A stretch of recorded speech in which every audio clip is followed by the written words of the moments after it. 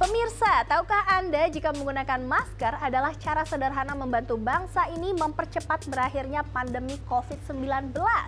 Tentu saja selain rajin mencuci tangan, menjaga jarak, dan menghindari kerumunan. Selama pandemi, khususnya DKI Jakarta sendiri sudah terkumpul denda administratif pelanggaran prokes mengenakan masker mencapai miliaran rupiah. Semua dikupas dalam Fenomena.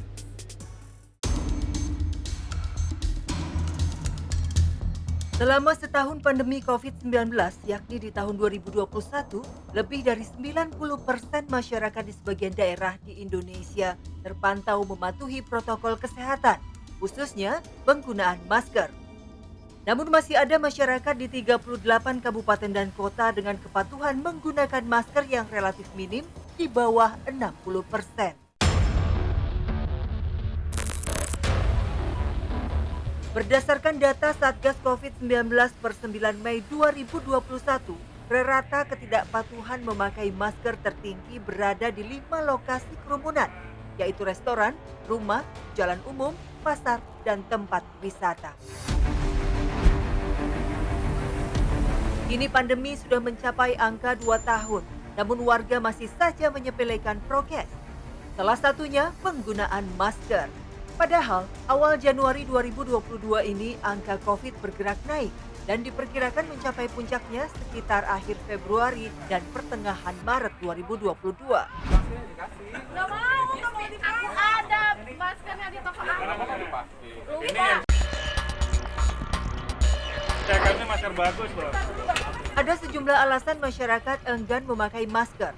Di kalangan anak muda misalnya, mereka merasa COVID-19 tidaklah berbahaya dan berpikir bahwa virus corona hanya menyerang orang tua.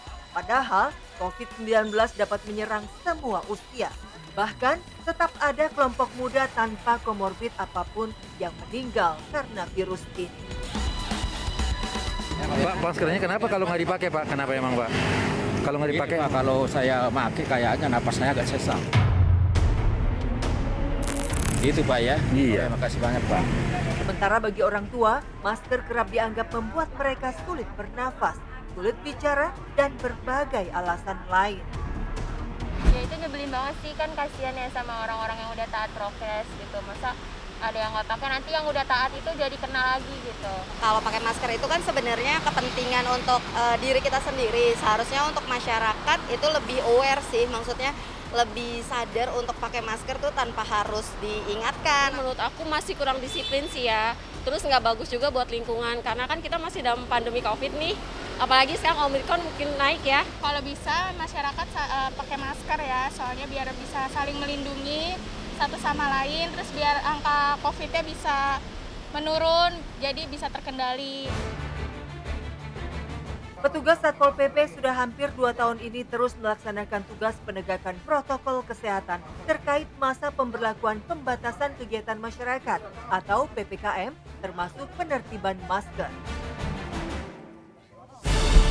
Sama sekali nggak pakai masker. Iya katanya di sono nggak bawa KTP. Bentar dibalikin. Ntar dibalikin. Data doang. Data doang ya. Biar kita konsekuen pakai masker. Ya.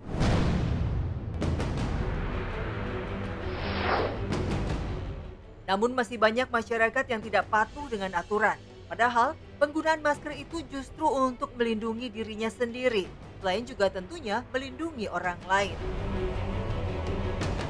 Di Jakarta Timur saja, di 3 minggu terakhir, intensitas penindakan masker di 3 kecamatan, yakni Kecamatan Kramat Jati, Pulau Gadung, dan Makassar, relatif cukup tinggi.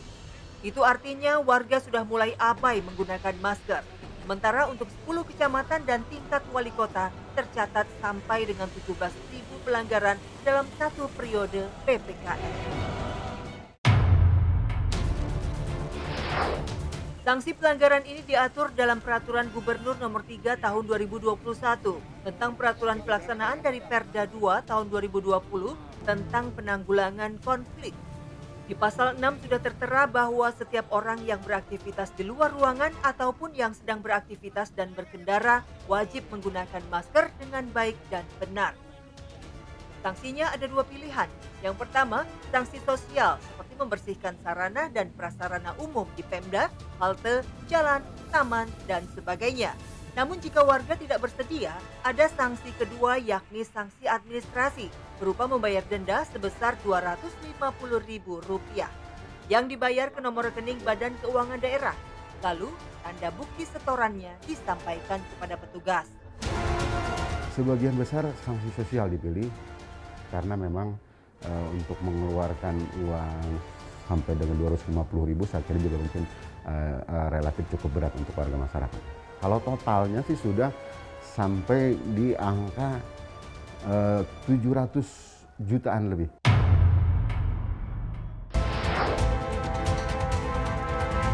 Sebenarnya masyarakat Indonesia termasuk salah satu dari sedikit banyak masyarakat di dunia yang memiliki tingkat kepatuhan yang cukup tinggi terkait penggunaan masker. Namun sayang, tampaknya di 2 tahun ini kesadaran masyarakat sudah tampak kendor dengan berbagai alasan. Pertama, COVID sudah mendekati ulang tahun yang kedua.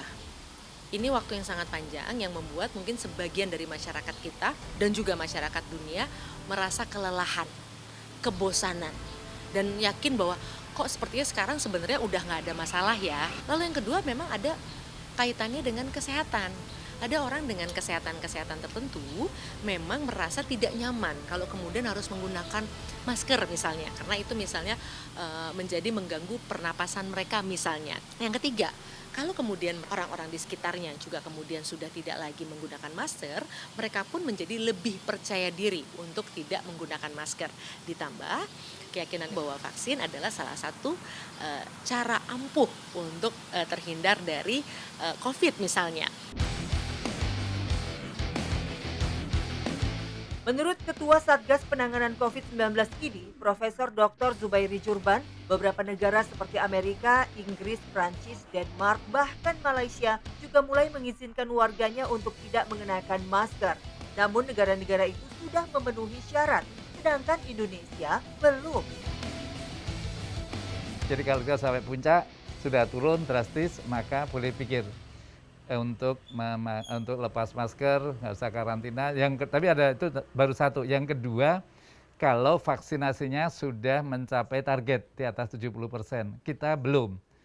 Jakarta sudah di atas 70%, namun rata-rata Indonesia masih belum mencapai 70%. Kemudian harus yakin bahwa virus yang beredar itu semuanya sudah atau hampir semuanya sudah Omikron. Jadi kalau Delta masih banyak, itu nggak boleh. Kebanyakan masyarakat ini menganggap enteng Omikron. Bahkan jika tertular pun, mereka menganggap Omikron lebih ringan dari Delta dan hanya menimbulkan gejala biasa seperti flu, batuk, demam, serta radang tenggorokan. Namun variasi dari sakitnya ternyata bermacam-macam. Sebagian besar memang orang tanpa gejala atau OTG, sebagian lagi harus masuk rumah sakit, sedang sebagian lagi meninggal dunia. Bahkan rumah sakit di Jakarta banyak yang sudah penuh. Karenanya, masyarakat diimbau tetap waspada karena Omikron tetap membahayakan jiwa, terutama bagi lanjut usia atau lansia yang memiliki komorbid atau penyakit bawaan dan yang belum menerima vaksin ketiga atau booster. Omikron itu beda sekali dari Delta. Jadi jauh lebih mudah menular. Lebih dari 20 kali Delta kemungkinan bisa menularnya. Dan itu menularnya ini bisa menembus proteksi di tubuh kita. Jadi kalau kita sudah divaksinasi 1 kali gampang ditembus, 2 kali masih bisa ditembus. Bahkan yang sudah pakai booster masih bisa ditembus walaupun nanti sakitnya amat ringan. Dan kemungkinan tertembusnya lebih sedikit, namun tetap bisa. Nah, dia juga bisa menembus masker yang ecek-ecek. Organisasi Kesehatan Dunia WHO juga menegaskan bahwa varian Omikron tidak boleh diremehkan. Seluruh dunia juga diimbau untuk tetap menjalankan protokol kesehatan dengan ketat, seperti salah satunya memakai masker. Lantas, jenis masker apa yang terbaik untuk mencegah varian Omikron?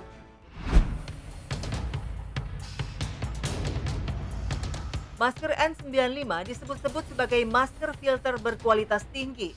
Walaupun N95 tidak terlalu nyaman digunakan dalam waktu lama dan harganya juga relatif mahal.